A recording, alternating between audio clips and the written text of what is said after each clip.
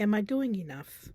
That's often the question we ask ourselves, even when we're beyond exhausted. Eyes glued to the ceiling at night, we're turning things over in our minds. Have I done enough? What else can I do? There is a level of restlessness that comes with uncertainty.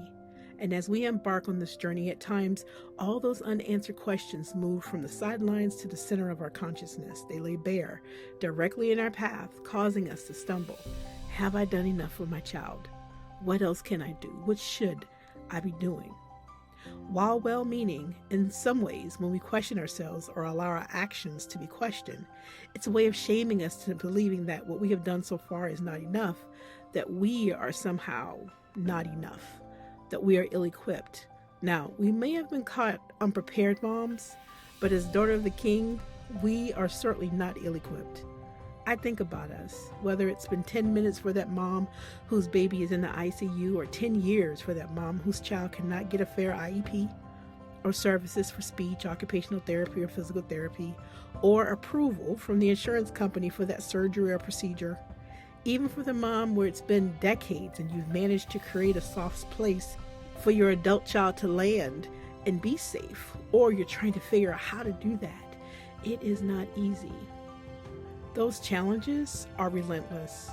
It feels like as soon as one thing is resolved, along comes another that pushes us harder, further, making us tired, fatigue.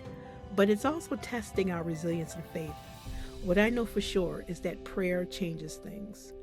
And when you are sensitive to the challenges we face, it's important to understand how unfair it is to make broad, sweeping statements that shame moms into believing that if they are not doing something beyond mothering consistently, grinding obsessively at our business or our jobs, traveling around the world, or engaging in overconsumption for likes or views, that they're not doing enough, that they are not enough.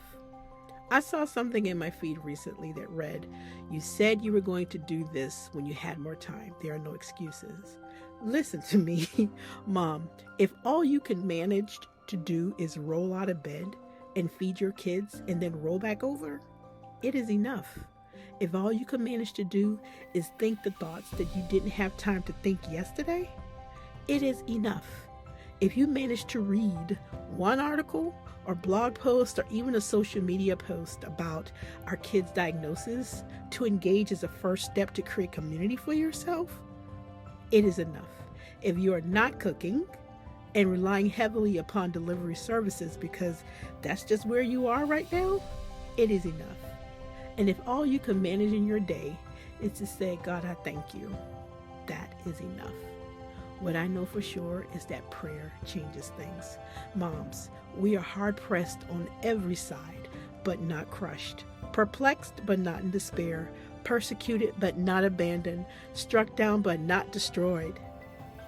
Be it physical, mental, spiritual, or social, if you do not plant yourself on something firm, if you're not on the solid rock, you will sink. You will begin to believe what the world says to you and about you. It is a lie. It is untrue.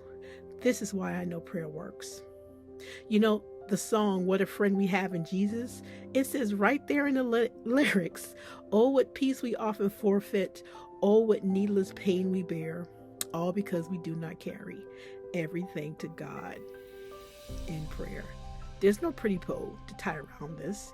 Exercising faith and holding on to faith can be messy and exhausting. And getting in agreement with God through prayer and actions to help you do your best should be more than sufficient. Your best will vary from day to day. That's just real talk. The consistency, the change, dear moms, comes through your prayer life. And when you exercise that spiritual muscle, you'll soon realize that you're doing amazing. Your baby loves you. God loves you. You are His daughter, and you are enough.